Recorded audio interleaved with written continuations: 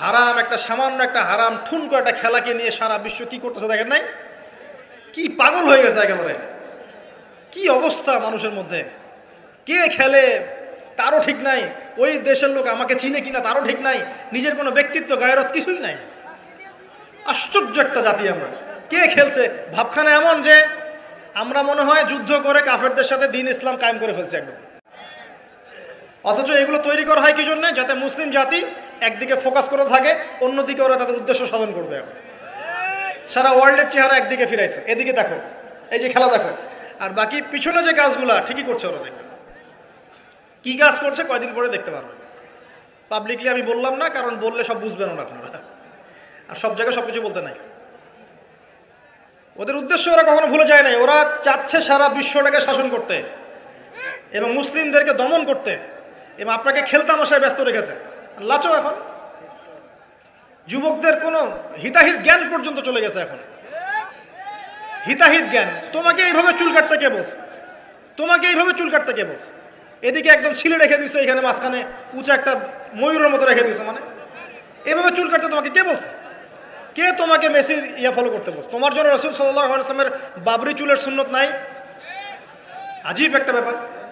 দাড়ি রাখছো, বিরাট কোহলির মতো দাড়ি রাখছো কেন? রাসূল সাল্লাল্লাহু আলাইহি ওয়াসাল্লামের মতো ছাড়া দাড়ি রাখতে পারো? আশ্চর্য। আমাদের আদর্শ চিন্তা হবে না? নবী সাল্লাল্লাহু আলাইহি ওয়াসাল্লামের মতো এত সুদর্শন হ্যান্ডসাম মানুষ থাকতে আমি কাকে ফলো করব? যুবকদের পুরো মাথাটাকে ব্রেইন ওয়াশ করে ফেলা হয়েছে এখন। কারণ ওরা জানে খুব ভালো করেই, যুবকরা যদি আল্লাহর পথে ফিরে আসে ওদের সমস্যা আছে, সমস্যা। এই কারণে তোমাদেরকে ভুলিয়ে রাখা হচ্ছে। নিজের জীবনের মূল্য দিতে শেখো। আল্লাহ পাক তোমাদেরকে কি জন্য সৃষ্টি করেছেন এটা বুঝো। শোনো, দুনিয়া যদি চাইতাম আমি অনেক কিছু করতে পারতাম, এই সুযোগ আমার সামনে ছিল। আমরাও স্বপ্ন দেখেছি একসময়, পাবলিকলি এটা বলেই ফেলছি। আমরা একসময় স্বপ্ন দেখেছি বাংলাদেশ ক্রিকেট টিমের ওপেনিং ব্যাটসম্যান হব, সবাই আমাকে চিনবে, সবাই আমার পোস্টার লাগাবে ঘরে ঘরে, সবাই আমার কাছে অটোগ্রাফ নিতে আসবে, ছবি তুলবে, ইত্যাদি ইত্যাদি। যখন থেকে দিন বুঝেছি আলহামদুলিল্লাহ একদিনও পিছিয়ে ফিরে তাকাই নাই। আলহামদুলিল্লাহ এখনো মানুষ কিন্তু ছবি তুলছে, আমাদের সাথে তুলতে যাচ্ছে, অটোগ্রাফ চাচ্ছে, একই বিষয়। এখন আমি আরো অ্যাভয়েড করছি জিনিসগুলোকে। নিজেকে চিনতে শিখো। আল্লাহ রাব্বুল আলামিন তোমাকে আমাকে সৃষ্টি করেছেন, আল্লাহ পাক আমাদের হাতে এই দিনের বিজয় দেখতে চান। আল্লাহ পাক চান যেন আমরা আল্লাহর দিনটাকে পালন করি, প্রচার করি, প্রসার ঘটাই। ইনশাআল্লাহ এক সময় দিন প্রতিষ্ঠা হবে ইনশাআল্লাহ। আমরা যদি খেলতামশায় মত্ত থাকি তাহলে দিনের প্রচার কে করবে, প্রসার কে করবে? আর সব কি ওলামায়ে কেরামের দায়িত্ব? সাধারণ মানুষের কোনো দায়িত্ব নাই? সবাই এখন এই যে ডক্টর হতে চান, ইঞ্জিনিয়ার হতে চান, ভালো কথা, হন। এবং সবসময় দেখা যায় আলেম ওলামাদের সবার ভুল ধরার চেষ্টা করতে থাকেন। আপনি নিজে আলেম হচ্ছেন না কেন? তাহলে আপনি নিজে আলেম হন না কেন? নিজে একজন মুফতি হচ্ছেন না কেন? নিজে একজন মুহাদ্দিস হচ্ছেন না কেন? এতই যদি ভুল ধরতে পারেন অনলাইনে, আপনি নিজে একজন আলেম হয়ে দেখান না কেন? তারপর দুটো কথা বলেন জাতির সামনে, দেখেন মানুষ কিভাবে রিসিভ করে। কত সহজ এই কাজটা। অথচ সারা ওয়ার্ল্ডের মধ্যে ইসলাম আস্তে আস্তে সংকুচিত হয়ে গেছে। আমরা কবে স্মার্ট হব? প্রিয় ভাইরা, মনে রাখবেন আমরা সবাই মিলেই মুসলিম জাতি। পলিটিক্যাল লিডার্স আছেন, প্রশাসনের লোক আছেন, আমাদের যুবক যুবতী, তরুণ তরুণী, সবাই মিলেই আমরা এই উম্মাহ জাতি। আমরা কেউ কারো শত্রু নই, কেউ কারো দুশ্মন নই। সবার মধ্যে ভালো কিছু পাবেন, ভালো নিয়ে নেন, খারাপটা ছেড়ে দেন। উম্মাহকে ঐক্যবদ্ধ করার চেষ্টা করেন। এই ছোটোখাটো বিষয়গুলোকে ইখতিলাফ বন্ধ করেন, আল্লাহর ওয়াস্তে বন্ধ করেন। বড় বড় বিষয়গুলো থেকে ফোকাস করেন। তরুণদেরকে শিক্ষিত করেন, আদর্শ পরিবার করেন, শিক্ষা অর্জন করেন, জ্ঞান অর্জন করেন, বড় আলেম স্কলার হন, বিশ্বকে নেতৃত্ব দেন। পলিটিক্স করলে ভালো করে করেন, যাতে করে আপনার দ্বারা দুনিয়ার দিনের খেদমত হয়। আলহামদুলিল্লাহ। ইকোনমিক্স হলে ভালো করে হন, বিজ্ঞানী হলে বড় বিজ্ঞানী হন। মানে আপনি বড় স্বপ্ন দেখেন, ইয়াং জেনারেশনকে নিয়ে আসেন ইসলামের দিকে, তাদের দ্বারা ইনশাআল্লাহ ইসলামের বিজয় হবে। যে জাতি তার শেকড় চিনে না, যে জাতি তার ইতিহাস জানে না, তাদেরকে তো মোটিভেটেড করা খুব সহজ, ডিমোটিভেটেড করা সহজ। আমাদের তরুণ প্রজন্ম এখন ওয়ার্ল্ড কাপের হিস্ট্রি জানে, এই ব্রাজিল আর্জেন্টিনার হিস্ট্রি জানে, মেসি নেইমারের হিস্ট্রি জানে। দাঁড়ান দাঁড়ান, এগুলোর প্রয়োজন নাই, এর কোনো প্রয়োজন নেই। আমাদের তরুণ প্রজন্ম এদের হিস্ট্রি জানে, নায়ক নায়িকাদের হিস্ট্রি জানে, গায়ক গায়িকার হিস্ট্রি জানে। ওই যে পতিতা, যেটা আধুনিক পতিতা আর কি, যেটা সরাসরি পতিতা ভিত্তিতে জড়িত না থাকলেও মানুষকে উৎসাহিত করে, উদ্বুদ্ধ করে, অশ্লীলতার ফেরিওয়ালা, তাদের হিস্ট্রি জানে, বলিউড হলিউডের হিস্ট্রি জানে, আমাদের তরুণ প্রজন্ম সব জানে এগুলা, cricket, football, everything, Bollywood Hollywood, বিশ্বকাপ আসলে তো কথাই নাই। কিন্তু আমাদের তরুণ প্রজন্ম আমাদের শেকড় জানে না। কয়জন তরুণ জানে যে আমরা এমন একটা জাতি ছিলাম যারা সারা বিশ্বকে নেতৃত্ব দিয়েছি? নেতৃত্ব দেওয়া ডিফারেন্ট জিনিস, মানে সারা বিশ্বের কোনো কিছুই আমাদের পারমিশন ছাড়া হতো না, এমন একটা অবস্থা ছিল। বিশ্বের কোনো জায়গায় কোনো মুসলিমকে আঘাত করবে, অন্যায়ভাবে তাকে মেরে ফেলবে বা টর্চার করবে, এই সাহস কারো ছিল না, এমন যুগ ছিল। মুসলিম পুরুষের কথা বাদ দেন, মুসলিম কোনো নারীর দিকে চোখ তুলে তাকাবে বা তার ইজ্জত হরণ করবে এমন ক্ষমতাও কারো ছিল না।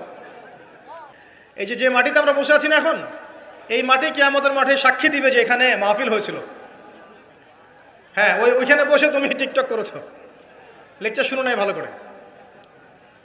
একটা মাহফিলে যাচ্ছিলাম, দেখলাম যে এখন স্টেজে উঠি নাই, ওই সুযোগে দেখলাম যুব সমাজ রাস্তার পাশে দাঁড়িয়ে সিগারেট খাচ্ছে, ব্রেক নিচ্ছে আগে, চা সিগারেটের ব্রেক। হুজুর আসলে আলোচনা শুনবো।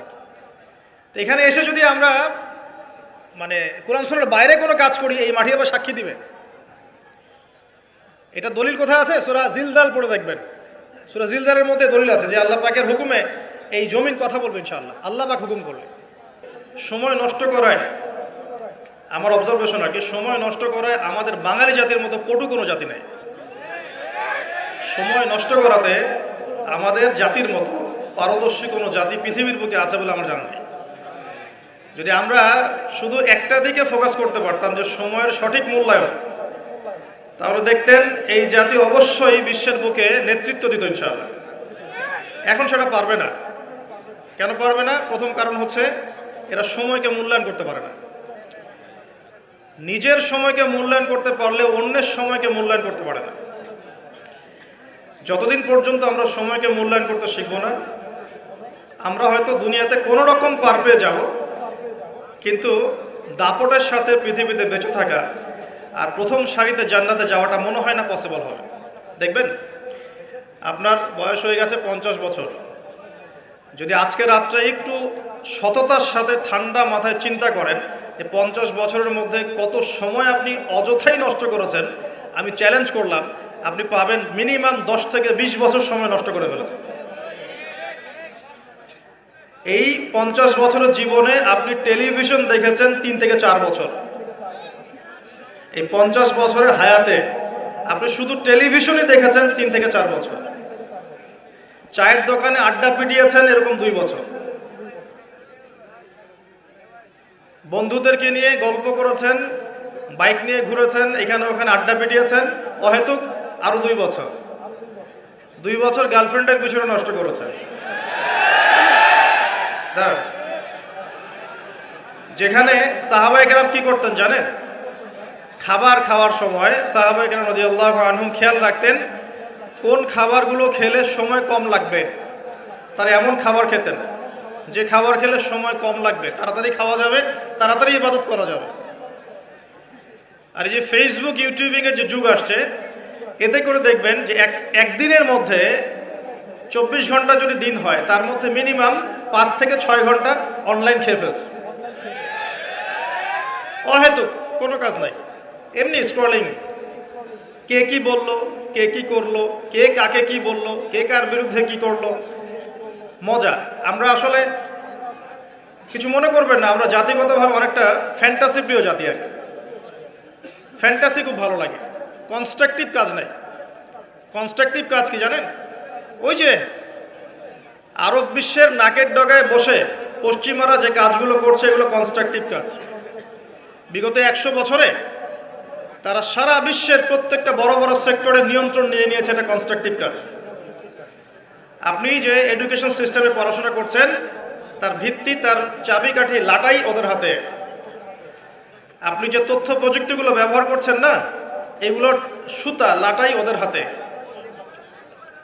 সারা বিশ্বের যে ফাইন্যান্সগুলো আছে, বড় বড় ফাইন্যান্স, এই ফাইন্যান্সগুলোর লাটাই ওদের হাতে। সারা বিশ্বের যে বড় বড় ব্যাংকিং সিস্টেমগুলো দেখেন, আর ব্যাংকিং সিস্টেমগুলোর ভবিষ্যৎ ভালো না, যারা ইকোনমিক্স জানেন তারা বুঝবেন। এদের লাটাই ওদের হাতে, পুরো ওয়ার্ল্ডের জিওপলিটিক্সের লাটাই ওদের হাতে। এই কাজগুলো ওরা কনস্ট্রাকটিভলি করেছে, সময় নষ্ট করে নাই বিগত 100 বছরে। আপনাকে আমি ইতিহাস পড়তে বারবারই বলি, আরও একবার রিকোয়েস্ট করছি, বেশি না, 1914 সাল থেকে শুরু করে, প্রথম বিশ্বযুদ্ধ থেকে শুরু করে এই 2022 সাল পর্যন্ত ওয়ার্ল্ডের হিস্ট্রিটা একটু পড়ে দেখবেন কিভাবে বিশ্ব আজকে এই অবস্থায় এসেছে। দেখবেন আমরা জিতিনি, বরং আমরা হেরে গেছি। আমরা এমন জাতি ছিলাম না। আমরা কেমন জাতি ছিলাম একটু দেখাচ্ছি। মুসলিম জাতির অবস্থা এমন ছিল যে মদিনার খেজুরের যে ছাদ, খেজুর গাছের পাতার তৈরি ছাদ আর মাটির মসজিদে বসে মদিনা থেকে ওমর রাদিয়াল্লাহু আনহু, আবু বকর সিদ্দিক, উসমান রাদিয়াল্লাহু আনহু, আলী ইবনে আবি তালেব, 4 খলিফা, তাদের কথাই বলছি। ওই খেজুর গাছের মসজিদের মধ্যে বসে তারা অর্ধেক বিশ্ব শাসন করেছে। আমাদের অবস্থা এমন ছিল। আমাদের অবস্থা কেমন ছিল? এমন ছিল। অবস্থা দেখেন, আমাদের পরিবারগুলো এত সুন্দর ছিল যে পুরো পরিবারের মধ্যে তালিম, কোরআন, হাফেজ কোরআন, পরিবারের মধ্যে আলেম, মুফতি, মুহাদ্দিস দিয়ে ভর্তি ছিল। একজন বাদশার কথা আমি পড়েছিলাম হিস্ট্রি পড়তে গিয়ে, এটা অনেক পরের কথা, প্রায় উমাইয়া শাসনের কথা। যখন উমাইয়াদের পতনের সময় চলে আসছে, তারা কর্ডোভায় চলে গেছেন ইসলামিক খেলাফত কায়েম করতে। কর্ডোভা, আন্দালুসিয়া কর্ডোভায়, ওটাকে আন্দালুসিয়ার খেলাফত বলে। ওই সময় রাজার ছেলেকে বিয়ে দেওয়ার ঘোষণা এসেছে, রাজার ছেলেকে বিয়ে দেওয়া হবে। রাজা মানে আমির বোঝাচ্ছে এখানে, যিনি রাষ্ট্রের আমির ছিলেন। তো বিয়ে দেওয়ার জন্য মেয়ে খোঁজার জন্য বলা হয়েছে। তো এখন প্রথম দিন ঘোষণা করা হয়েছে যে আপনাদের যার যার বাসায় মেয়েরা হাফেজে কোরআন, রাতের বেলা সেই বাসায় আলো জ্বালিয়ে দিবেন, যাতে পাহাড়ের উপর থেকে রাজা দেখতে পারেন যে কোন কোন বাসায় হাফেজা আছেন। তার মধ্য থেকে চুজ করা হবে একজন মেয়ে রাজার ছেলের জন্য। রাজা মানে আমির বুঝাচ্ছে। তো সেই রাতে তিনি যখন উঠলেন পাহাড়ে, এগুলো সত্য ঘটনা, দেখলেন আন্দালুসিয়ার প্রত্যেকটা বাসার ঘর, এই ঘরের মধ্যে আলো জ্বলছে, প্রত্যেকটা বাসায় হাফেজা মেয়ে আছে। তো এখন তো বিয়ে দেওয়া সম্ভব না সবার সাথে। পরের দিন আবার ঘোষণা আসলো যে এই হাফেজা মেয়েদের মধ্যে যারা তাফসির করতে পারে, কোরআনের মুফাসসির, হাফেজ মুফাসসির কিন্তু এক জিনিস না। হাফেজ মানে আপনি মুখস্থ করেছেন কোরআন, মুফাসসির মানে আপনি কোরআন একদম ব্যাখ্যা বিশ্লেষণ সহ আপনি অনুবাদ করতে পারেন, তাফসির করতে পারেন। তো পরের দিনও দেখা গেল সেম চিত্র, সবার ঘরে ঘরে আলো জ্বলছে। মেয়েদের কথা বলছি, মেয়ে খুঁজে বেড়াচ্ছে বিয়ে দেওয়ার জন্য। তারপরে আবার ঘোষণা আসলো যারা তাফসির করার সাথে সাথে মুহাদ্দিসা, মানে হাদিস মুখস্থ আছে, 10,000, 1,000, 20,000, 1,000, 2,000 এরকম করে যত হাদিস মুখস্থ আছে মুহাদ্দিসা, তাদের ঘরে আলো জ্বলবে। তখন দেখা গেল যে আলো একটু কমে আসছে আর কি, কথা বুঝতে পারছেন? কিন্তু আলোর সংখ্যা অনেক। আবার ঘোষণা আসলো পরের দিন যে এই বাড়িগুলোর মধ্যে যারা ফকিহ বোঝেন কি, ফিকহের জ্ঞান আছে, গভীর জ্ঞান আছে, কোরআন সুন্নাহর গভীর ইস্তেহাদ করতে পারেন, মুস্তাহিদ এই টাইপের, তাদের বাসার আলো জ্বলবে। তখন দেখা গেল যে আলোর সংখ্যা আরেকটু কমে আসে। এর মধ্য থেকে আমির একজনকে সিলেক্ট করে তার ছেলের সাথে বিয়ে দিলেন।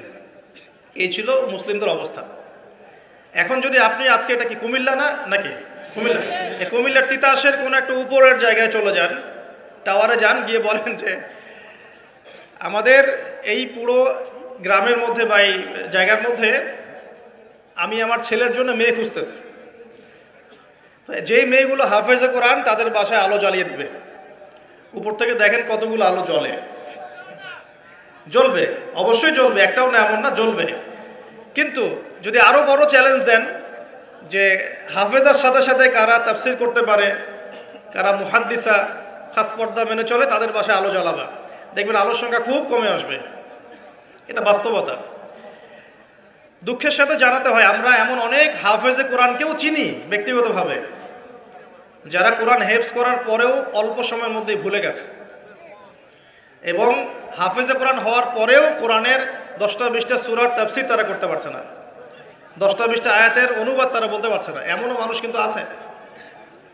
ঠিক আছে, তো আমাদের অবস্থা কিন্তু এমন ছিল না। আমরা এই বিশ্বকে নেতৃত্ব দিয়েছি এক সময়, সুদীর্ঘ প্রায় 1250 বছর। কত বছর? যে জাতি তার শেকড় চিনে না, যে জাতি তার ইতিহাস জানে না, তাদেরকে তো মোটিভেটেড করা খুব সহজ, ডিমোটিভেটেড করা সহজ। আমাদের তরুণ প্রজন্ম এখন ওয়ার্ল্ড কাপের হিস্ট্রি জানে, এই ব্রাজিল আর্জেন্টিনার হিস্ট্রি জানে, মেসি নেইমারের হিস্ট্রি জানে। দাঁড়ান, এগুলোর প্রয়োজন নাই, এর কোনো প্রয়োজন নেই। আমাদের তরুণ প্রজন্ম এদের হিস্ট্রি জানে, নায়ক নায়িকাদের হিস্ট্রি জানে, গায়ক গায়িকার হিস্ট্রি জানে। ওই যে পতিতা, যেটা আধুনিক পতিতা আর কি, যেটা সরাসরি পতিতা ভিত্তিতে জড়িত না থাকলেও মানুষকে উৎসাহিত করে, উদ্বুদ্ধ করে, অশ্লীলতার ফেরিওয়ালা, তাদের হিস্ট্রি জানে। বলিউড হলিউডের হিস্ট্রি জানে। আমাদের তরুণ প্রজন্ম সব জানে এগুলা, cricket, football, everything, Bollywood Hollywood, বিশ্বকাপ আসলে তো কথাই নাই।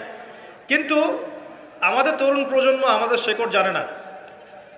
কয়জন তরুণ জানে যে আমরা এমন একটা জাতি ছিলাম যারা সারা বিশ্বকে নেতৃত্ব দিয়েছি? নেতৃত্ব দেওয়া ডিফারেন্ট জিনিস, মানে সারা বিশ্বের কোনো কিছুই আমাদের পারমিশন ছাড়া হতো না, এমন একটা অবস্থা ছিল। বিশ্বের কোনো জায়গায় কোনো মুসলিমকে আঘাত করবে, অন্যায়ভাবে তাকে মেরে ফেলবে বা টর্চার করবে, এই সাহস কারো ছিল না, এমন যুগ ছিল। মুসলিম পুরুষের কথা বাদ দেন, মুসলিম কোনো নারীর দিকে চোখ তুলে তাকাবে বা তার ইজ্জত হরণ করবে এমন ক্ষমতাও কারো ছিল না। এটাকে রূপকথার গল্প মনে হচ্ছে না এখন? বিগত 100 বছরে এই পরিস্থিতি দেখে মনে হচ্ছে এমনও কি সময় ছিল?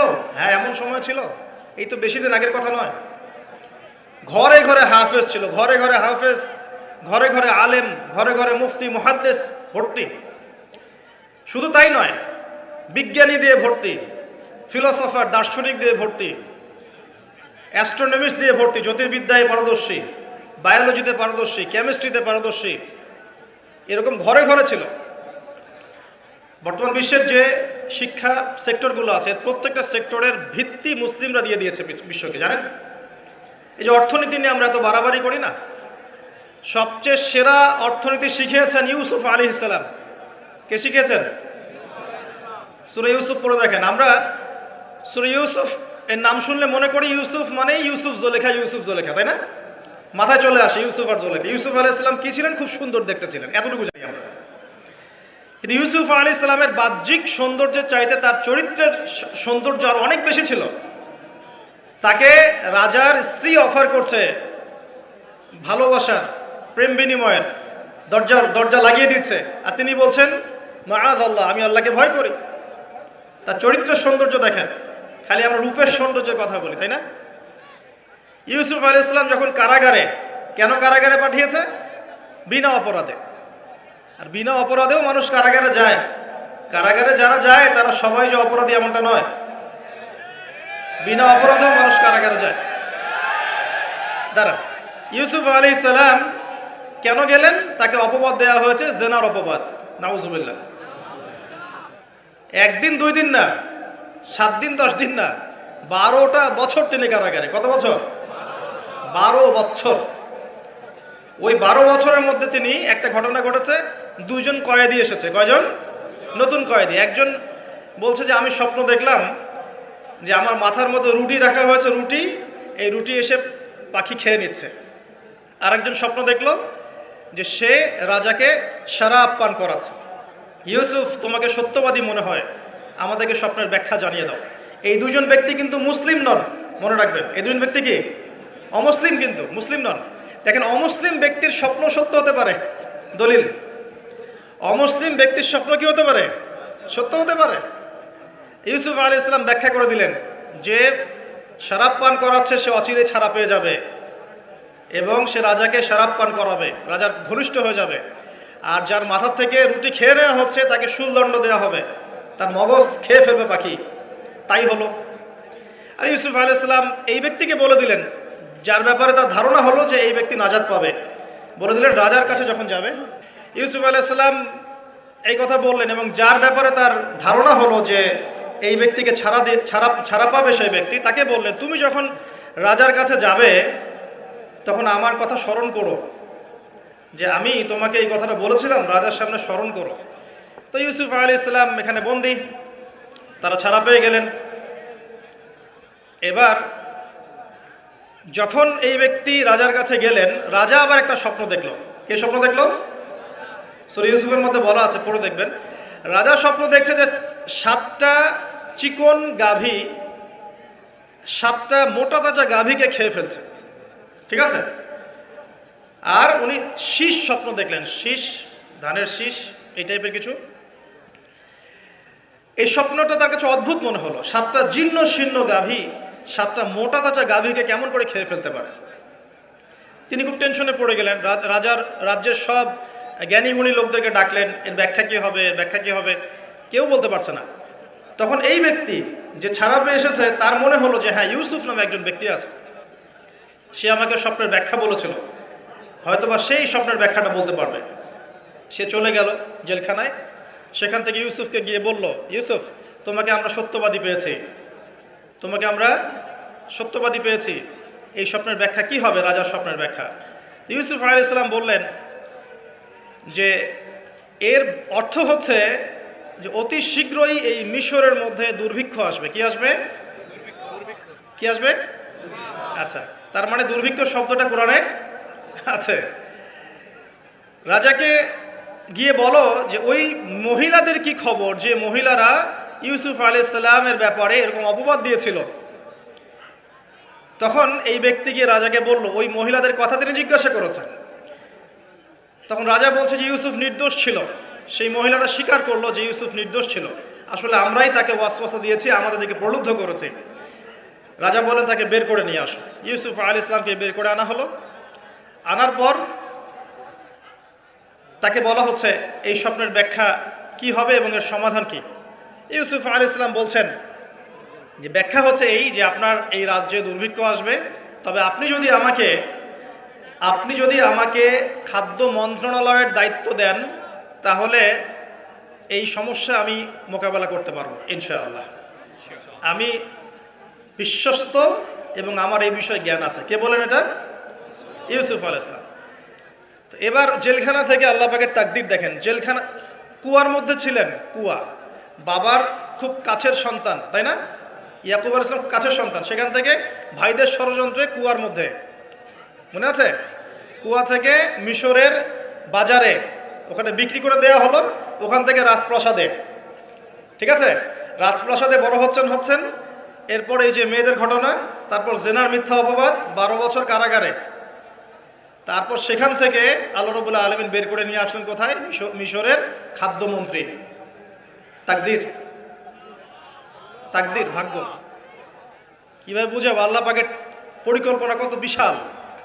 যখন ইউসুফ আলাইহিস সালাম জেলখানায়, তখন কি কেউ ভেবেছিল যে এই ব্যক্তির দ্বারা মিশরের লক্ষ লক্ষ মানুষের দুর্ভিক্ষের কবল থেকে সে বাঁচবে? এই ব্যক্তির দ্বারাই? কেউ ভাবে নাই। আল্লাহ পাক লিখে রেখেছিলেন। এ কারণেই একটা রিকোয়েস্ট করবো এখানে, যে জীবনে চড়াই উতরে আসবে আপনার আমার সবারই, কোনো অবস্থায় আল্লাহর প্রতি ভরসা হারাবেন না ইনশাআল্লাহ। আল্লাহ রাব্বুল আলামিন আপনার ব্যাপারে পরিকল্পনা করে রেখেছেন।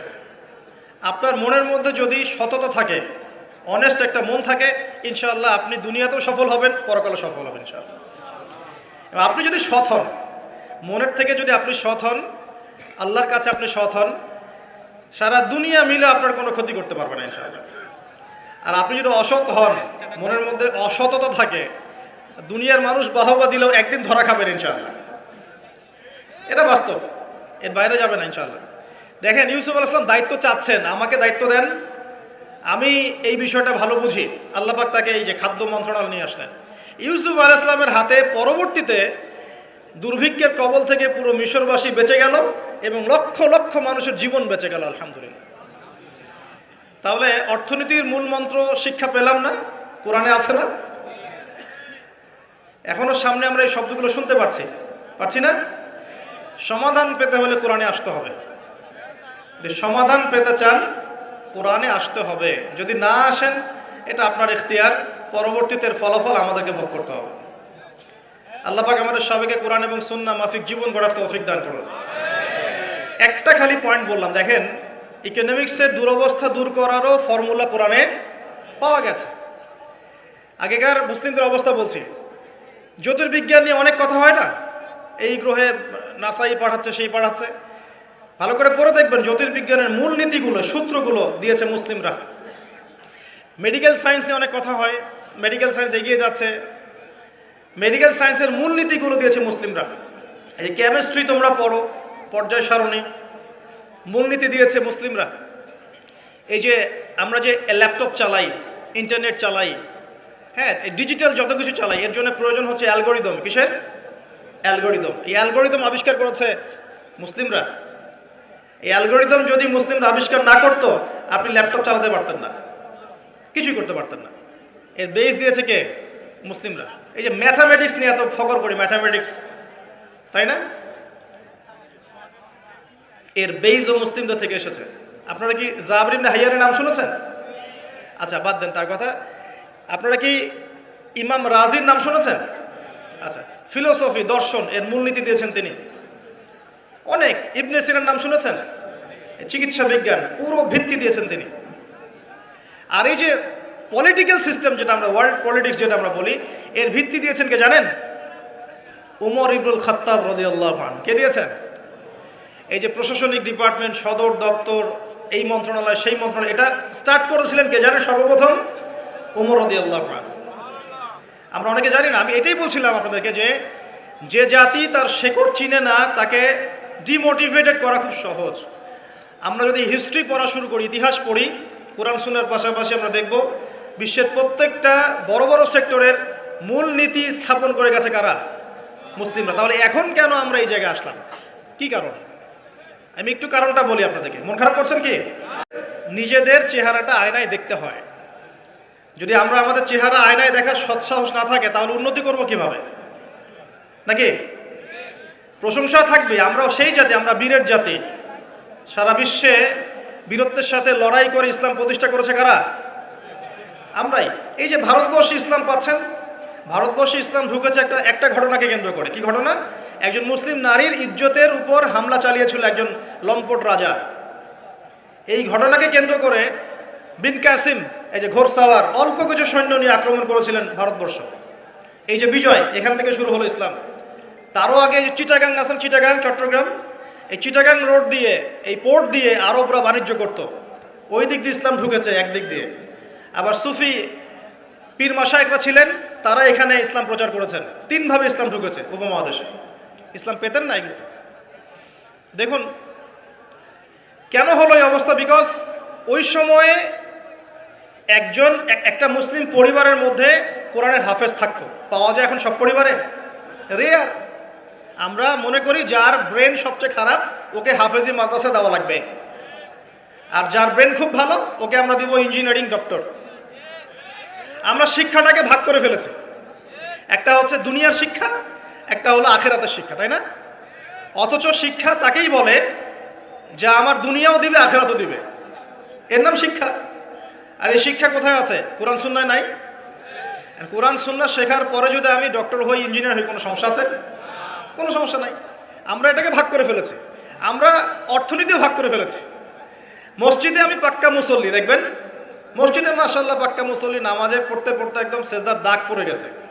যেই ব্যবসা করতে গেল মাপে কম, যেই ব্যবসা করতে গেল দেখবেন যে মজুদদারি, যেই ব্যবসা করতে গেল ওই যে স্টক করতেছে অন্যায়ভাবে, কৃত্রিম সংকট তৈরি করতেছে, যেই চাকরি করতে গেল ঘুষ, যেই আপনার ডিল করতে যাচ্ছে ইকোনমিক সেক্টরে সুদ। তো অর্থনৈতিক জীবনটাকে আলাদা করে ফেললাম। ওইটা দুনিয়ার জীবন, এটা হচ্ছে আমার পরকালের জীবন। ভাবখানে এমন আর কি। আমাদের আকীদা চেঞ্জ করতে হবে তো। অর্থনৈতিক জীবন কি ইসলাম থেকে আলাদা নাকি? আপনি 5 ওয়াক্ত নামাজ পড়ছেন আলহামদুলিল্লাহ, এখন যদি সুদ খান তাহলে কি পার পাবেন? তাহলে অর্থনীতি ইসলামের সাথে সম্পৃক্ত না? সহজ কথাটা বোঝাতে পারি না। ইভেন আমরা যদি অন্যদের সাথে ডিল করতে চাই বিশ্বে, তখনও ইসলাম ফলো করতে হবে, আদারওয়াইজ সমস্যা আছে। এমন তন্ত্র মন্ত্র মতবাদের চর্চাও করা যাবে না যে মতবাদগুলো কোরআন সুন্নাহর সরাসরি বিরোধী। করা যাবে? করা যাবে না। তো আমাদের জীবনটা পরিপূর্ণটাই ইসলাম, পূর্ণাঙ্গটাই ইসলাম, এখানে আংশিকতার সুযোগ নাই।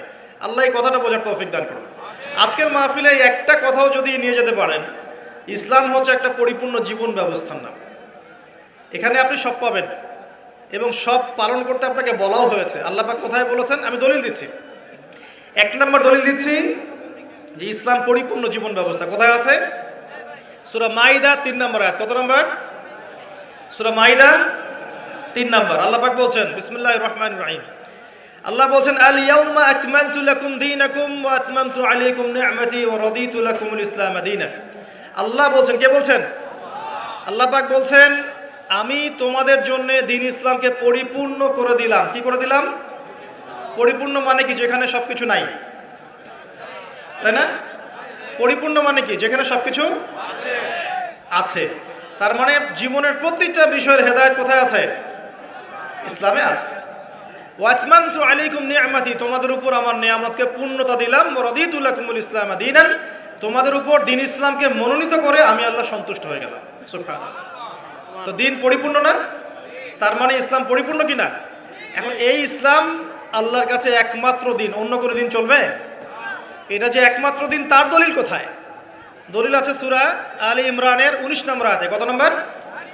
আলী ইমরান 19 নম্বর। আল্লাহ পাক বলছেন, ইন্নাদ দীনা ইনদাল্লাহিল ইসলাম, জেনে রাখো হে মানুষ, নিশ্চয়ই আল্লাহর কাছে একমাত্র গ্রহণযোগ্য দিন, তার নাম কি? ইসলাম। আল্লাহ পাক এই সূরার মধ্যে আবার বলছেন যে ইসলাম ছাড়া অন্য দিন পালন করলে কবুল হবে কিনা, আল্লাহই বলছেন। সেটা কোথায়? 85 নম্বর আয়াত। কত নম্বর আয়াত? 85। আল্লাহ পাক বলছেন যে ওয়া মান ইয়াবতাগি গায়রাল ইসলামি দীনান ফালা ইউকবাল মিন, যদি কেউ ইসলাম ছাড়া অন্য কোনো দিন তালাশ করে, কোশ্চিন কালেও তার কাছ থেকে কবুল করা হবে না। তার 3টা দলিল পেলেন। এক, আল্লাহর কাছে মনোনীত দিন কি? ইসলাম। এই ইসলাম পরিপূর্ণ কিনা? অবশ্যই পরিপূর্ণ। দলিল সূরা মাইদার আয়াত নাম্বার 3। আর এই ইসলাম বাদ দিয়ে অন্য দিন চলবে কিনা? উত্তর না। দলিল সূরা আলী ইমরানের 85। এখন আপনার আমার দায়িত্ব কি? সেটা আল্লাহ বলছেন সূরা বাকারায়। কোন সূরায়? সূরা বাকারায়। কোরআনের একটা আয়াত কিন্তু আরেকটা আয়াতের সাথে লিঙ্কড আপ হবে। এই মিলানোর যোগ্যতা আপনাকে তৈরি করতে হবে।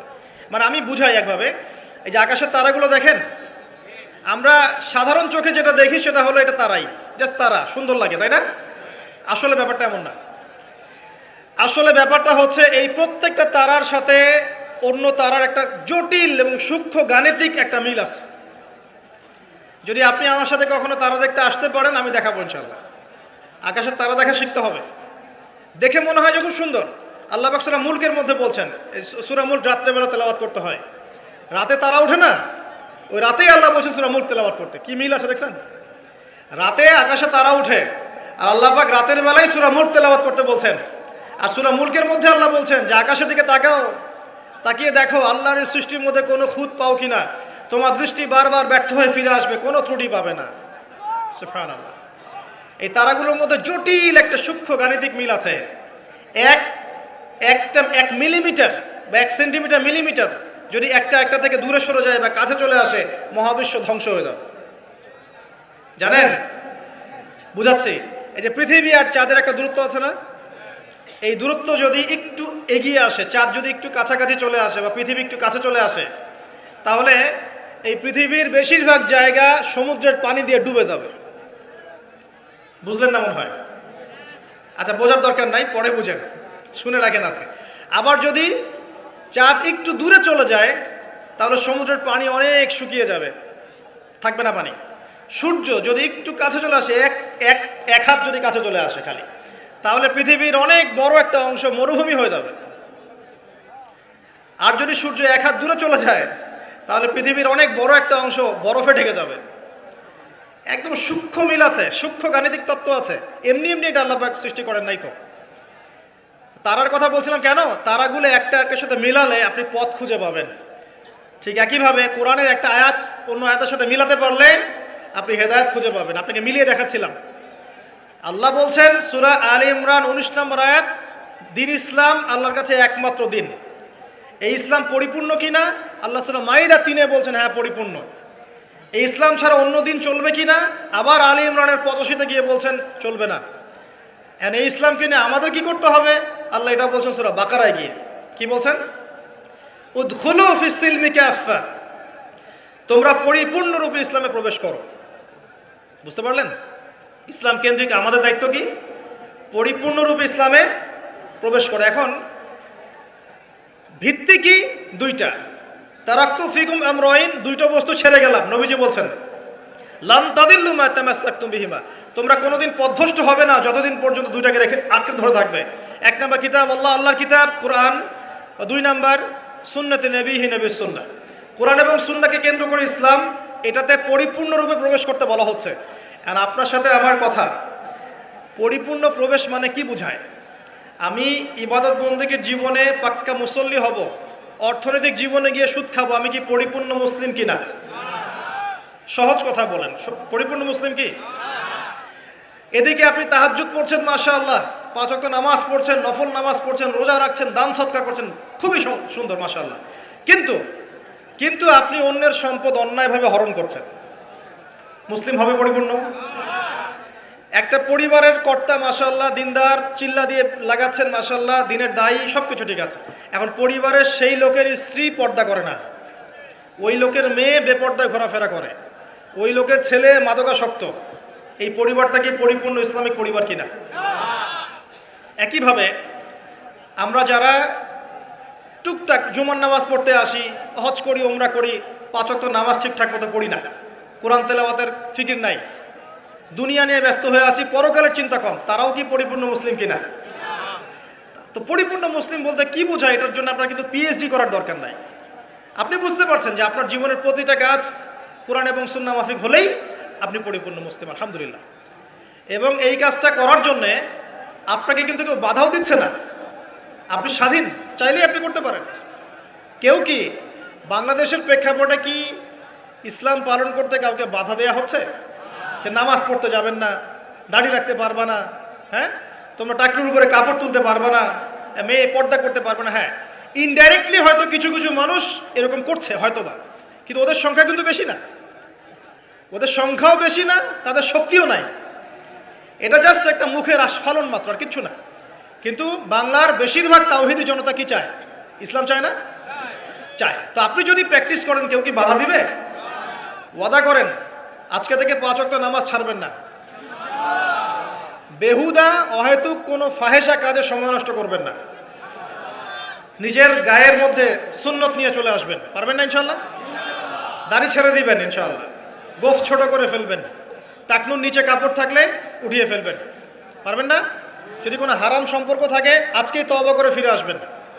ফিরে আসার সময় আবার বললেন না যে আজকে শেষ কথা, তোমার সাথে আর কথা হবে না, এই কাজ করতে যায় না, তাহলে এই শেষ কথা আর শেষ হবে না, একদম ডিলেট, সাথে সাথে ডিলেট।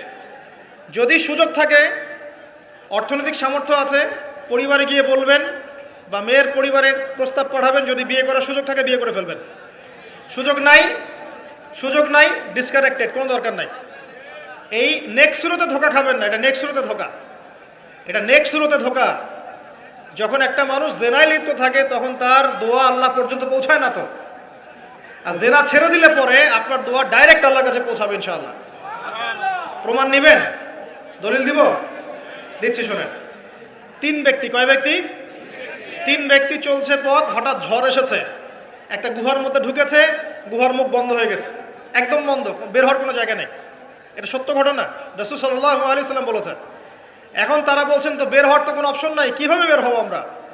একজন বলছে তাহলে একটা কাজ করি, চলো আমাদের নেক আমলের ওসিলা করে আল্লাহর কাছে দোয়া করি। কিসের ওসিলা?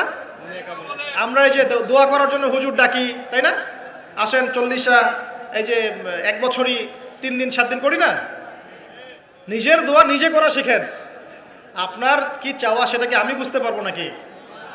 এরকম একটা ঘটনা আছে, হুজুরকে ডেকেছে দোয়া করতে, হুজুর পুরো দোয়াটাই 1 বচনে করেছে, আল্লাহ আমাকে হেদায়েত দাও, আমাকে রিজিক দাও, আমাকে হেফাজত করো। আর মুসল্লি সব বলছে আমিন আমিন আমিন। দিন শেষে লাভ কার হলো? হুজুরের। জিলাপিও আমি পেলাম, দোয়া আমার কবুল হলো, সবই তো আমার হলো, এবং শেষে হাদিয়াওটা আমি পেলাম।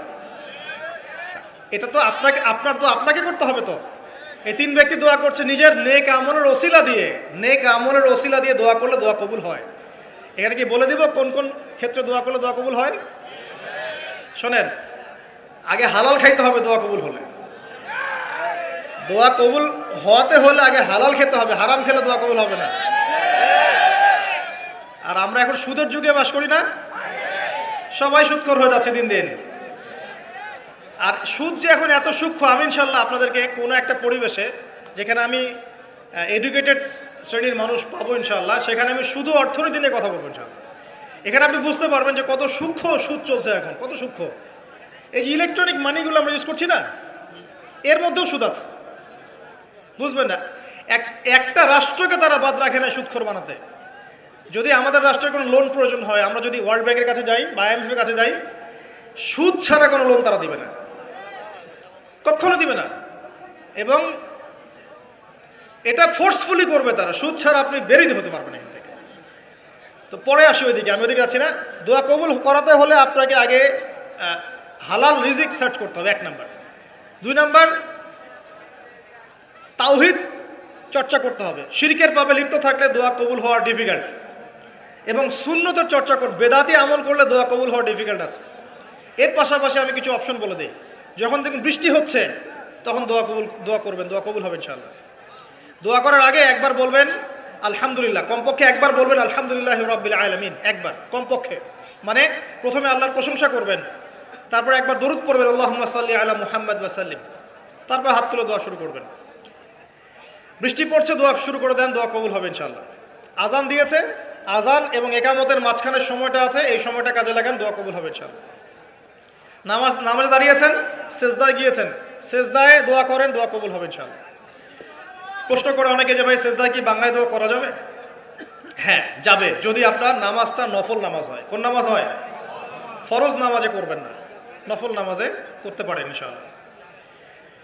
সেজদায় বান্দা আল্লাহর সবচেয়ে কাছাকাছি থাকে, এই সময়ে বেশি বেশি দোয়া করতে রাসূল সাল্লাল্লাহু আলাইহি ওয়াসাল্লাম তাগিদ দিয়েছেন। দোয়া করলে ডাইরেক্ট কবুল হবে ইনশাআল্লাহ। পিতা মাতার খেদমত করে দোয়া করেন, দোয়া কবুল হবে ইনশাআল্লাহ। এখন তো পিতা মাতার খেদমত মানুষ করতে চায় না। এটা সেই যুগ যে যুগে পিতা মাতার সাথে দাস দাসীর মতো আচরণ করা হয়। সন্তানরা ভুলে গেছো তোমরা যে তোমরা একদিন পিতামাতা হবা। আমরাও কিন্তু একদিন পিতামাতা হব।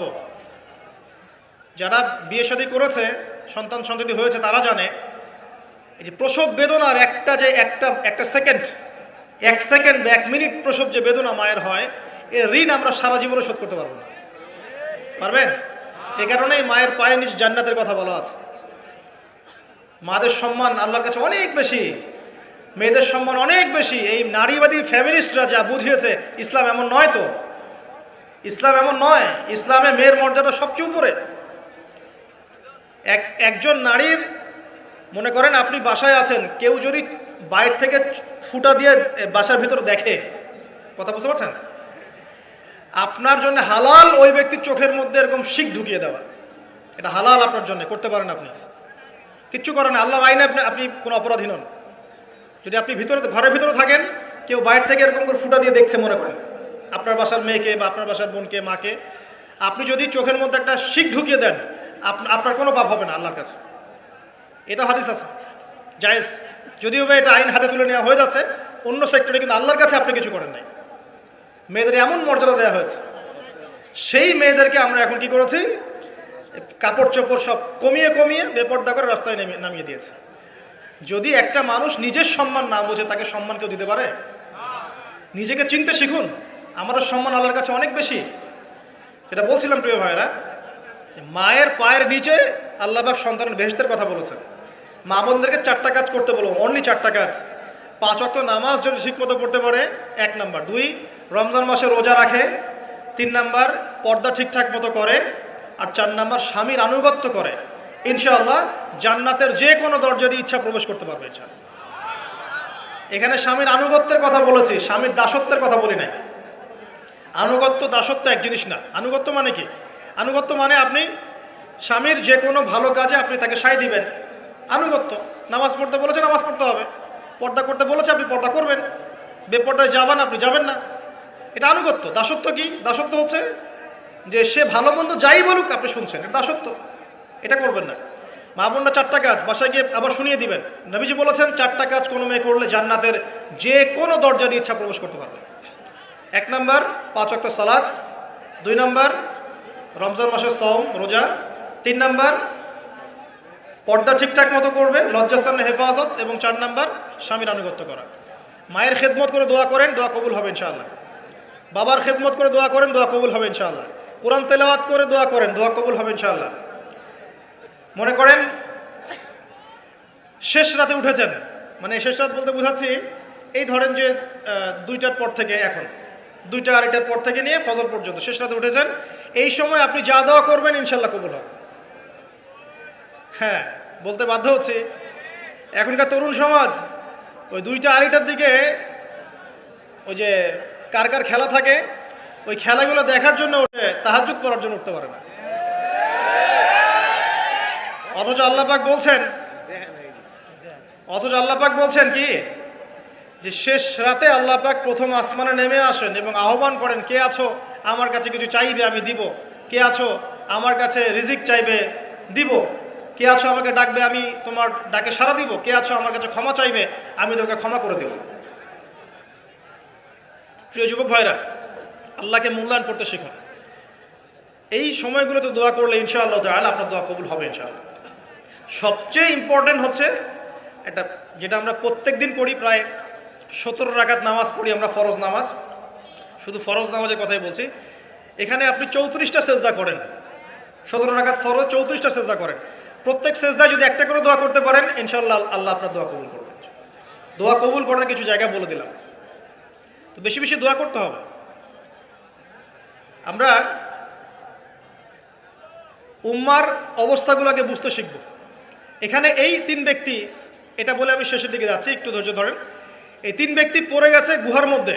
আমি বলছিলাম জেনা ছেড়ে দিলে তোমার দোয়া আল্লাহ পাক ডাইরেক্ট কবুল করবে ইনশাআল্লাহ। কিভাবে? এই দলিল দিচ্ছিলাম যে তারা বলছে আমাদের নেক আমল যা আছে এটা দিয়ে দোয়া করতে হবে, কোনো অপশন তো নাই বের হওয়ার। একজন বলছে যে আল্লাহ আমি আমার পিতামাতার খেদমত করতাম, মাকে দুধ পান না করিয়ে কখনো দুধ পান করি নাই, আল্লাহ এই কাজটা যদি তোমার কাছে ভালো লেগে থাকে আজকে আমাকে এই বিপদ থেকে উদ্ধার করো। এই দোয়া করার সাথে সাথেই এই গুহা থেকে পাথরটা একটু সরে গেল এভাবে। আর জড়বস্তু আল্লাহ পাকের হুকুম মানে, আল্লাহ পাকের হুকুম মানে না খালি 2টা শ্রেণীর মানুষ, এক হচ্ছে মানুষ আর একটা জিন জাতি। এই পুরো প্রকৃতি আল্লাহ পাকের হুকুম মেনে চলে। আর জড় বলতে আসলে কিছু নাই, যদি আমি বোঝানোর জন্য জড় বলেছি, আল্লাহ পাকের হুকুমে সবকিছু জীবন্ত। এই যে মাটিতে আমরা বসে আছি না এখন, এই মাটি কিয়ামতের মাঠে সাক্ষী দিবে যে এখানে মাহফিল হয়েছিল। হ্যাঁ, ওইখানে বসে তুমি টিকটক করেছো, লেকচার শুনো নাই ভালো করে। একটা মাহফিলে যাচ্ছিলাম, দেখলাম যে এখন স্টেজে উঠি নাই, ওই সুযোগে দেখলাম যুব সমাজ রাস্তার পাশে দাঁড়িয়ে সিগারেট খাচ্ছে, ব্রেক নিচ্ছে আগে, চা সিগারেটের ব্রেক। হুজুর আসলে আলোচনা শুনবো। তো এখানে এসে যদি আমরা মানে কোরআন সুন্নাহর বাইরে কোনো কাজ করি, এই মাটি আবার সাক্ষী দিবে। এটা দলিল কোথায় আছে? সূরা জিলজাল পড়ে দেখবেন। সূরা জিলজালের মধ্যে দলিল আছে যে আল্লাহ পাকের হুকুমে এই জমিন কথা বলবে ইনশাআল্লাহ, আল্লাহ পাক হুকুম করলে। জি, তো একটু সরে গেল ওই পাথর। তারপরের ব্যক্তি দোয়া করছে, আল্লাহ আমার একজন কাজের লোক ছিল, সেই কাজের লোক কিছু টাকা পেত, টাকা না নিয়ে বেচারা চলে গেছে, আমি ওই টাকা দিয়ে কিছু পশু কিনেছি, এই পশুগুলো কিনে আমি পালন করেছি, অনেক দিন পর সেই ব্যক্তি এসেছে আমার টাকা দাও।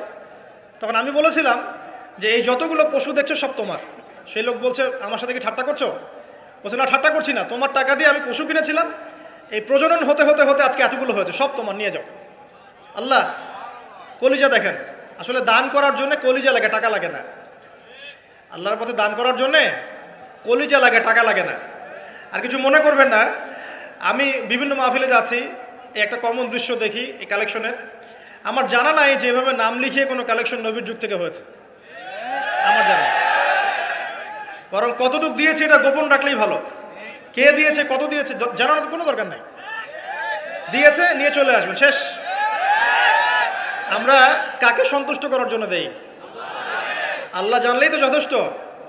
কি দরকার জনগণ জানতেই হবে আমি 5,000 টাকা দিয়েছি? এতে আমার লাভটা কি? নেকি উল্টারও কমে গেল। উল্টা 7 শ্রেণীর মানুষ, একটা হাদিস আছে, 7 শ্রেণীর মানুষ কিয়ামতের মাঠে আরশের ছায়া পাবে। কিসের ছায়া পাবে? আরশের ছায়া, যে ছায়া ছাড়া কোনো ছায়া থাকবে না। ওর মধ্যে এক শ্রেণী হচ্ছে ওই ব্যক্তি যে এত গোপনে দান করে, তার বাম হাত জানে না ডান হাত কি দান করছে। এই ব্যক্তি আরশের ছায়া পাবে ইনশাআল্লাহ। তো দুনিয়া যদি উদ্দেশ্য থাকে, নাম প্রকাশ করা, জাহির করার উদ্দেশ্য থাকে, বা যদি এমন হয় যে এখানে লৌকিকতা উদ্দেশ্য থাকে, নেকি নষ্ট হয়ে যেতে পারে, সুযোগ আছে, চান্স আছে। তো এই ট্র্যাডিশনগুলো বন্ধ করলে মনে হয় ভালো হয়। এটা আমার পরামর্শ, বাকি এটা বিবেচনা আপনাদের। আর এই ব্যক্তি বলছে আমি এই সব কিছু দান করে দিয়েছি। দেখেন, দান করতে কি লাগে? কলিজা লাগে, টাকা লাগে না কিন্তু। আসলে দান করতে কলিজা লাগে। অনেক রিক্সাওয়ালাকে দেখেছে আমরা, 100 টাকা দান করে দিল, মসজিদের জন্য দান চাচ্ছে, 100 টাকা দান করে দিল। আর অনেক দেখবেন বিত্তশালী, ঢাকা শহরে যাচ্ছি বনানী গুলশান দিয়ে, দান করতে চাইলে 2 টাকা দিচ্ছে, 5 টাকা দিচ্ছে, এমন হয় না? দান করতে কলিজা লাগে। আর একটা কথা মনে রাখবেন, আপনি যত দান করবেন আল্লাহ আপনাকে তত বেশি দিবেন ইনশাআল্লাহ। আল্লাহ পাকের খাজানা যে এত প্রচুর, আপনি দান করলে কমে যাবে এই চিন্তাই করবেন না কখন। তবে সবচেয়ে সেরা দান কোনটা জানেন? আপনার প্রয়োজন আছে এখন, এই প্রয়োজনের সময় দানটা হচ্ছে সেরা দান। এবং সবচেয়ে উত্তম খরচ কোনটা? সবচেয়ে উত্তম খরচ হচ্ছে আপনার পরিবারের পিছনে খরচ। আপনার পরিবারের পিছনে খরচটা আপনার সবচেয়ে শ্রেষ্ঠ খরচ। আর দান করে মধ্যম পন্থায়, এমন হবে না যে নিঃস্ব হয়ে গেলেন দান করে একদম, আবার এমন না যে কৃপণতা প্রদর্শন হচ্ছে, এমনও না। মধ্যম পন্থায় দান খয়রাত করবে ইনশাআল্লাহ তাআলা। আর কিয়ামতের মাঠে মানুষ তার দানের ছায়ায় থাকবে ইনশাআল্লাহ। যে যত দান করবে ওই ছায়ার নিচে সে থাকবে। এই ব্যক্তি সব দান করে দিয়েছিল, যাও সব গরু ছাগল তোমার। তৃতীয় ব্যক্তি, পাথর সরে গেল একটু, তৃতীয় ব্যক্তি, যুবক তোমাকে বলছি ভাই, তৃতীয় ব্যক্তি আল্লাহর কাছে বলছে, আল্লাহ আমার একজন সুন্দরী চাচাতো বোন ছিল, আছে না তোমাদের কাজিন, এবং তাকে আমি খুব ভালোবাসতাম। ওই যে এখন বয়ফ্রেন্ড গার্লফ্রেন্ড ফ্রি মিক্সিং, যেটা খুব ভালোবাসতাম, তো তাকে আমি পেতে চাইতাম, তো আমি তাকে অফার করি, সে বলে যে না, আমাকে 100 স্বর্ণ মুদ্রা না দিলে আমি রাজি না। 100 স্বর্ণ মুদ্রা। এই মেয়ের অবশ্য অনেক ডিমান্ড ছিল, তাহলে বোঝা গেল 100 স্বর্ণ মুদ্রা মানে অনেক। জানেন, এখন তো দেখা যায় 1500 টাকা 2000 টাকা দিয়ে মেয়ে তার ইজ্জত বিক্রি করে ফেলছে। 100 স্বর্ণ মুদ্রা, আর কাউকে কিছু দেওয়াই লাগে না, এমনি বিক্রি করে ফেলে। কত প্রশ্ন, কত যে প্রশ্ন আসে আমাদের কাছে, যে ভাই বা হুজুর বা ভাইয়া ওস্তাদ, কত জীবনে এক পর্যায়ে ভুল করেছি, এরকম জেনায় লিপ্ত হয়ে গিয়েছিলাম, প্রেম করেছি ইত্যাদি, আমি কি করব, আমার কি ভালো হওয়ার রাস্তা আছে কিনা, বা আমি তওবা করে ফিরে আসছি, আমি কি এখন বিয়ে করতে পারবো কিনা। প্রশ্নের শেষ নাই। বেশিরভাগ প্রশ্ন এরকমই আসে এখন। আরেকটা বেশি প্রশ্ন আসে, ভাই ওস্তাদ হুজুর, আমার স্বামী পরকীয়া আসক্ত, আমাকে দেখে না, এই হয় সে, এগুলো প্রশ্ন বেশি। পারিবারিক জেনা কেন্দ্রিক যত প্রশ্ন আসে, অন্য কোনো কেন্দ্রিক প্রশ্ন এত আসে না। মানে এই যুগটা কি হয়েছে, মানে মানুষকে জেনা উন্মুক্ত করে দিয়েছে একেবারে। একদম স্কুল লাইফ থেকে শুরু হবে বয়ফ্রেন্ড গার্লফ্রেন্ড ফ্রি মিক্সিং, এই বন্ধু পড়তেই জেনা হয়ে যায়, কলেজ লাইফে গিয়ে আরও বড় জেনা, ইউনিভার্সিটিতে গেলে তো আর কোনো পাত্তাই নাই। ইউনিভার্সিটির খুব কম ছেলে পাবেন সিগারেট খায় না, এবং খুব কম ছেলে মেয়ে পাবেন যারা এই অবৈধ প্রেম করছে না, খুব কম। এটাকে আমরা প্রমোট করছি আবার। বিশ্বাস করেন শুধুমাত্র সরাসরি সেক্সুয়াল সম্পর্কটাই জেনা নয়, এই মিক্সিংটাও জেনা আল্লাহ পাক বলেছেন। এবং এতে করে আমাদের যুব সমাজে অধঃপতনটা হয়েছে, এটা অন্য কোনোভাবে হয় নাই। কারণ সূরা আলে ইমরান পড়ে দেখবেন আল্লাহ পাক বলছেন, যুয়িনা লিন-নাস হুব্বুশ শাহওয়াতি মিনান নিসা, মেয়েদের মধ্যে ছেলেদের জন্য সবচেয়ে বেশি শাহওয়াত আছে, শাহওয়াত খাহেশাত, এটা সবচেয়ে বেশি আকর্ষণ করে ছেলেদেরকে। সমাজের কাঠামো ভেঙে যাচ্ছে, আমরা তো বাইরে ভালো মানুষের লেবাস পরে আছে, দেখবেন বহু পরিবারে পরকীয়া চলছে, আপনি জানেন না, ভিতরে আমরা তো লজ্জা এগুলো বলি না, চোখ লজ্জায় বলি না, বেশিরভাগ পরিবারে চলছে এগুলো। এখন কমন হয়ে গেছে যে ফ্যাশন শোর নামে, বিউটি কন্টেস্টের নামে, এই সেই, মানে অশ্লীলতাকে প্রমোট করা হচ্ছে চতুর্দিক থেকে। রেপ ধর্ষণ দিন বাড়ছে আর বাড়ছে, বাচ্চা কাচ্চা ছোট বাচ্চা মেয়ে পর্যন্ত রেহাই পাচ্ছে না। এই কয়দিন আগে একটা মেয়েকে কত পিস করে ভাসিয়ে দিয়েছে একেবারে, দেখেন নাই? কোথায় আছেন, সমাজটা কোথায় গেছে? আমরা ভালো মানুষের মুখোশ পরে বসে আছি, একটা মাহফিল করে কি সব হবে? কনস্ট্রাকটিভ কাজ করতে হবে। তারুণ্যের এই শক্তিটাকে আল্লাহর জমিনে দিনের প্রচার প্রসার প্রতিষ্ঠার কাছে ব্যয় করতে হবে। যতক্ষণ পর্যন্ত আমরা এরকম ভালো মানুষের লেবাস সেজে বসে থাকবো না, আমার ঘরেও ফেতনা ঢুকে আসবে, টের পাবেন না। যখন ফেতনা ছড়িয়ে পড়ে ওটাকে দমন করতে হয়। দমন না করলে ওইটা আমার ঘরেও ঢুকবে তো এক সময়, আমি একা ভালো থাকতে পারবো না তো।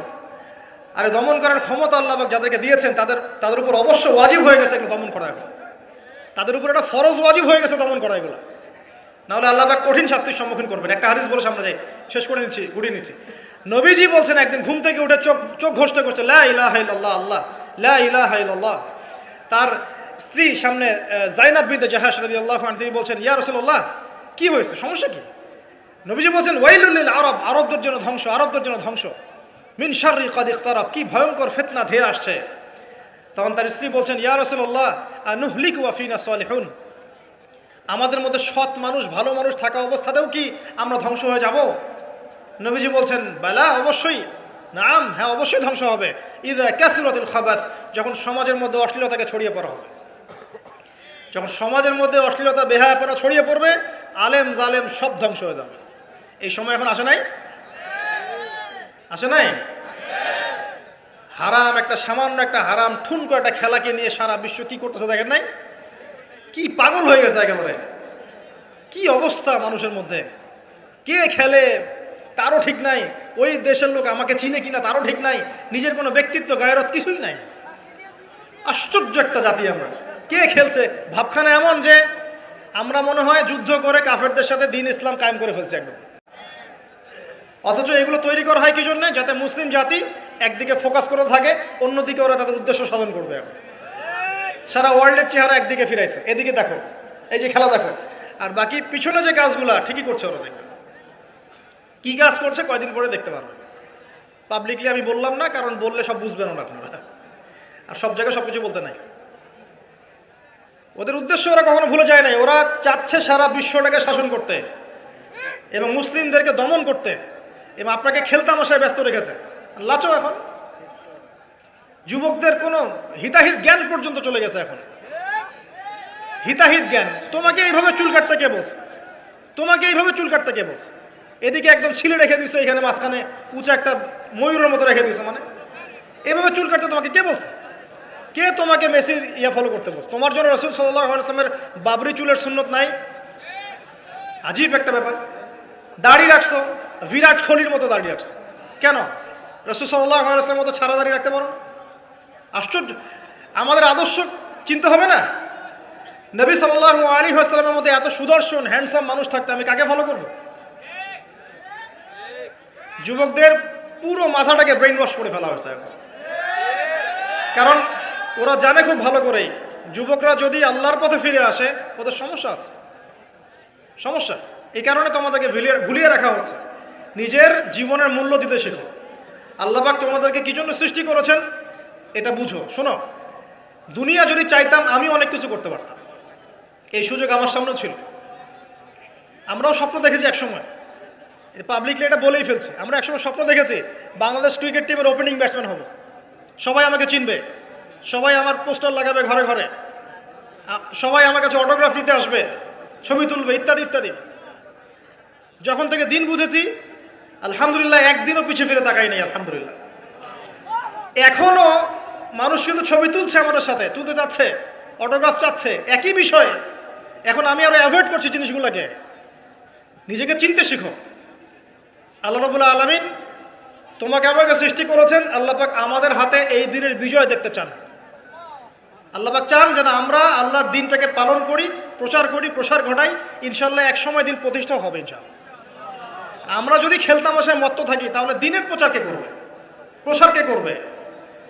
আর সব কি ওলামায়ে কেরামের দায়িত্ব? সাধারণ মানুষের কোনো দায়িত্ব নাই? সবাই এখন এই যে ডক্টর হতে চান, ইঞ্জিনিয়ার হতে চান, ভালো কথা, হন।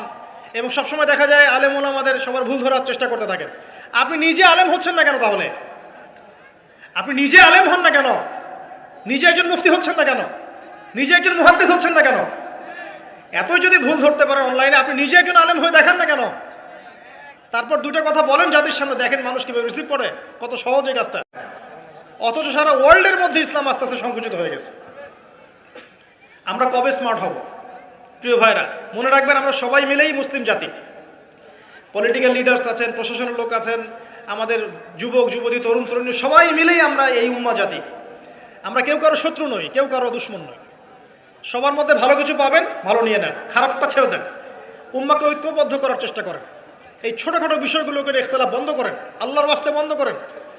বড় বড় বিষয়গুলো থেকে ফোকাস করেন, তরুণদেরকে শিক্ষিত করেন, আদর্শ পরিবার করেন, শিক্ষা অর্জন করেন, জ্ঞান অর্জন করেন, বড় আলেম স্কলার হন, বিশ্বকে নেতৃত্ব দেন। পলিটিক্স করলে ভালো করে করেন, যাতে করে আপনার দ্বারা দুনিয়ার দিনের খেদমত হয়। আলহামদুলিল্লাহ, ইকোনমিক্স হলে ভালো করে হন, বিজ্ঞানী হলে বড় বিজ্ঞানী হন, মানে আপনি বড় স্বপ্ন দেখেন। ইয়াং জেনারেশনকে নিয়ে আসেন ইসলামের দিকে, তাদের দ্বারা ইনশাআল্লাহ ইসলামের বিজয় হবে। ওই যুবক বলছে, আল্লাহ আমার এই চাচাতো বোনকে পেতে চাইতাম, সে 100 স্বর্ণমুদ্রা চেয়েছে। 100 স্বর্ণমুদ্রা সে বহুত কষ্ট করে অর্জন করে শেষমেশ ওকে দিল। দেওয়ার পর বলছে, এখন আমাকে দাও। এখন সে প্রস্তুত, শুরু করবে, মানে দুজন কাছাকাছি এসে গেছে, এবার সেক্সুয়াল সম্পর্ক শুরু হবে কেবল। এই হওয়ার সময় এই মেয়ে বলে বসছে যে, হে আল্লাহর বান্দা, আমি আমার সতীত্ব এতদিন পর্যন্ত হেফাজত করেছি, আল্লাহর দোহাই লাগে আমার সতীত্বটা নষ্ট করো না। কে বলছে? এই মেয়েটা বলছে। এবার এই ছেলে তাৎক্ষণিক সেখান থেকে উঠে গেল। হাদিসে এমন শব্দ এসেছে যে সেই ছেলে ওই মেয়ের মানে মাঝখানে বসে পড়েছে আর কি। ওখান থেকে সে উঠে গেল, উঠে স্বর্ণমুদ্রাও নিল না, স্বর্ণমুদ্রা রেখে দিয়ে সে আল্লাহর ভয় সেখান থেকে উঠে চলে আসলো, জেনা করলো না। সে বলছে, আল্লাহ ওই কাজটা যদি আমি তোমার ভয় করে থাকি, তুমি যদি জানো, আজকে এই পাথরটা এখান থেকে সরিয়ে দাও আল্লাহ। আল্লাহ পাক সেই পাথরটা পুরো সরিয়ে দিলেন এখান থেকে। চাক্ষুষ মৃত্যুর হাত থেকে আল্লাহ পাক বাঁচালেন কোন ওসিলায়? জেনা থেকে দূরে থাকার ওসিলায়। প্রিয় যুবক ভাই এবং যুবতীদেরকে বলবো, চারিত্রিক পবিত্রতা হেফাজত করেন, আল্লাহর ওয়াস্তে নিজের জীবনটাকে পবিত্র করেন, দিনের এলেম অর্জন করেন, বেশি বেশি আমল করেন, ভালো কাজে ব্যস্ত থাকেন, সমাজ কল্যাণমূলক কাজ করেন, বেশি ভালো কাজে ব্যস্ত থাকেন। খারাপ সার্কেলের সাথে মিশিয়েন না, ভালো সার্কেলে মিশেন, আলেম ওলামার সাথে সম্পর্ক রাখেন, মাদ্রাসার সাথে একটু যোগাযোগ রাখেন, দিনী হালাকাগুলোয় বসেন। এই অহেতুক ফাহেসা কাজগুলোতে সময় নষ্ট করেন না। কোরআন তেলাওয়াত করেন বেশি বেশি করে, দিনী বইপত্র পড়েন। এই যে ভ্রাম্যমাণ লাইব্রেরিগুলো আছে না, বই পড়েন। আমি বলছি না শুধু ইসলামিক বই পড়তে হবে আপনাকে, আপনি অর্থনীতির বই পড়েন, সমাজবিজ্ঞানের বই পড়েন, রাষ্ট্রবিজ্ঞানের বই পড়েন, জিওপলিটিক্যাল বইগুলো পড়েন, কোরআন সুন্নাহ তো পড়বেনই, শিক্ষিত হন ইনশাআল্লাহ তাআলা। আজ হোক আর কাল হোক আমরা বিশ্বাসী, ওই যে যুগটা ছিল, যে যুগে মুসলিমরা সারা বিশ্ব দাপটের সাথে দাপিয়ে বেরিয়েছে আর কি, প্রত্যেকটা ডিপার্টমেন্ট মুসলিমরা রুল করেছে, ইনশাআল্লাহ আবারও সেই সময় ফিরে আসবে ইনশাআল্লাহ।